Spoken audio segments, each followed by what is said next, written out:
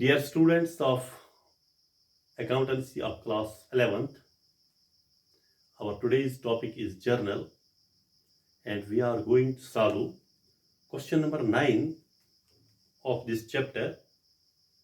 Among the practical questions, the question is record the following transactions in the books of Jatin in 2018. December 1st is the first transaction. Jatin commenced business with cash. Commenced business with cash means started business with cash amounting rupees 2,50,000. Jatin ने business start की है 2,50,000 से. That mean कब? 1 दिसंबर 1 2000. चलिए 2018 हम लिख के रखेंगे ऊपर, ईयर तो एक ही जगह लिखेंगे. अब हम डेट लिखेंगे December 1. December 1 पर क्या करता है? ये स्टार्ट करता है business with cash rupees 2,50,000. That means cash account involve है. Cash account following by the word DR. जो कैश अकाउंट है ये आ रहा है बिजनेस में. हमारी बिजनेस रिसीव कर रही है. जतिन की बिजनेस जो है वो रिसीव कर, एंटरप्राइज रिसीव कर रही है जतिन से 2,50,000. That means 2,50,000 is debited here. Debit the receiver, credit the giver. हाँ, और दूसरा रूल है debit what comes in, credit what goes out. ये अमाउंट, यही अमाउंट goes out में भी आता है. कैसे? जब ये अमाउंट कैपिटल की तरफ जाता है. जब बिजनेस स्टार्ट होती है, जतिन बिजनेस स्टार्ट करता है 2,50,000 से, तो ये 2,50,000 पहले it is coming into the business. उस वक्त ये डेबिट है और रिसीव हो रहा है. जब ये गोइंग टू द कैपिटल, जब ये कैपिटल बन जाता है, तब ये किसी जेब से, किसी पॉकेट से चला जाता है. जतिन के पॉकेट से चला जा. अब ये बिजनेस का अमाउंट कैपिटल बन जाता है टू कैपिटल अकाउंट. पहले हमने लिखा कैश अकाउंट, डेबिट है 2,50,000 टू कैपिटल अकाउंट. ये क्रेडिट हो जाएगा 2,50,000.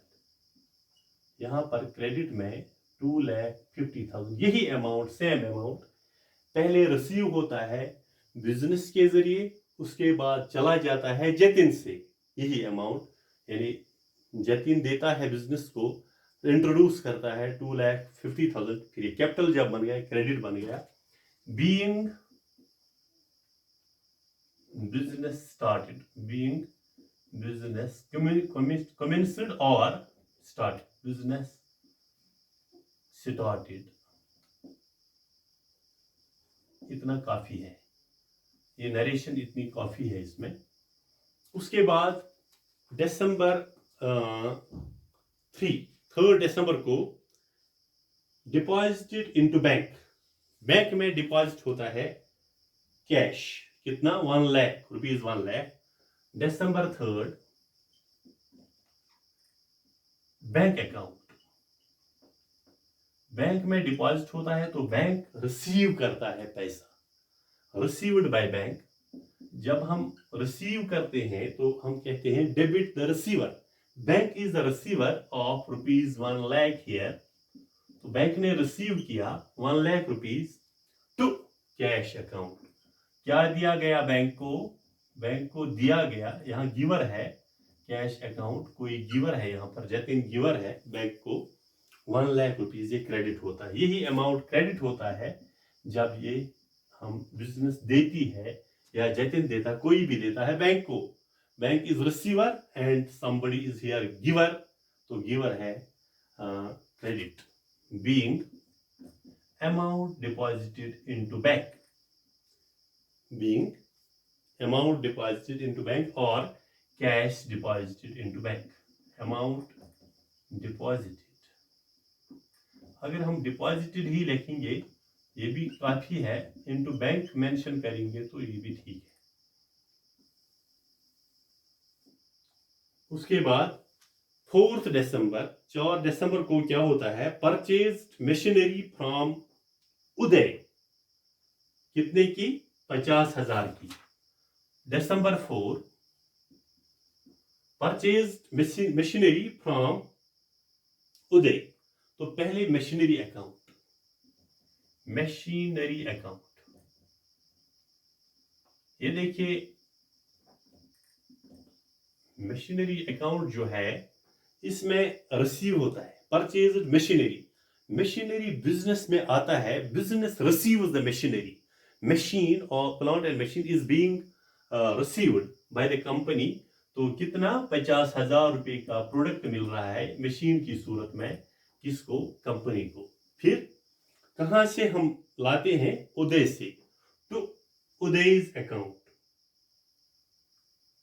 To उदय's account. ये उदय के अकाउंट से I machine, Uday is the giver, machine किसने दी, उदय ने दी। तो कितने अमाउंट की, वर्थ ₹50,000। हाँ, इसकी नरेशन लिखेंगे हम, बीइंग, जो क्वेश्चन कहता है वही लिखना है, being machinery purchased from Uday, being machinery purchased from Uday, this transaction is over. तो उसके बाद 6 दिसंबर को, ऑन 6 दिसंबर, December 6 को क्या होता है, bought goods from Rajan, bought goods from Rajan 20,000, bought also means purchased, यानी bought means purchased, तो हम लिखेंगे purchases account, purchases account followed by D और 20,000, 20,000 रुपए के हमने स्टॉक खरीदा रेजिन से। तो रेजिन्स अकाउंट से स्टॉक जाता है टू रेजिन्स अकाउंट, रेजिन के अकाउंट से चला जाता है स्टॉक, कितना, 20,000 क्रेडिट होता है, यही अमाउंट, यही स्टॉक रेजिन देता है, परचेज करती है बिजनेस, बिजनेस एंटरप्राइज रिसीव करती है और ये वाला देता है, being goods bought, goods purchased from Rajan, being goods purchased from Rajan।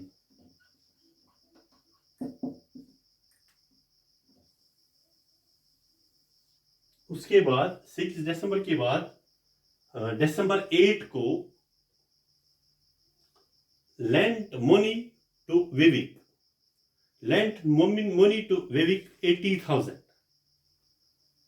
यानी 8 दिसंबर Vivek's account,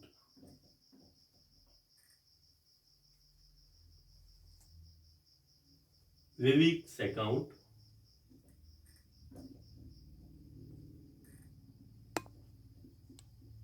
Vivek's account D और मनी विवेक देता है कंपनी को और कंपनी रिसीव करती है विवेक के अकाउंट से, ये 80,000 रिसीव हो रहा है, विवेक के अकाउंट में जाता है, विवेक के अकाउंट में जाता है पैसा, तो टू कैश अकाउंट, और ये कैश चला जाता है बिजनेस से टू कैश अकाउंट, ये जो क्रेडिट में जाता है ये कैश चला जाता है, और यहाँ डी आर जो ये रिसीव होता है यही 80,000, being money lent to Vivek, being money, बिल्कुल वही लिखना है जो क्वेश्चन में है, lent to Vivek. Next transaction कब, December 11, दिसंबर 11 को सोल्ड गुड्स टू सनीहा, दिसंबर 11 सोल्ड गुड्स टू सनीहा, कितना? 16,000। 16,000 जो हम सेल करते हैं गुड्स को सनीहा को, दैट मीन्स सनीहास अकाउंट। गुड्स कहां जाते हैं? ये सनीहास के अकाउंट में जाते हैं। कितने? 16,000 के, अमाउंटिंग रुपीज 16,000। तो हम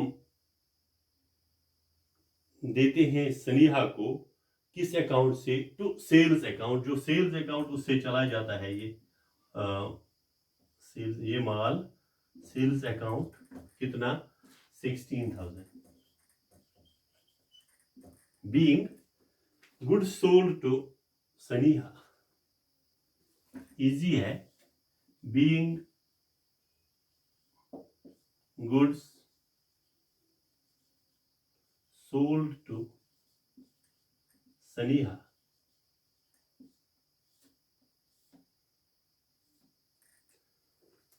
Dear students, few transactions remained here. You will try yourself. They are of the same method. You can have the screenshot of this question. I will be back soon with the next question. Have a nice day.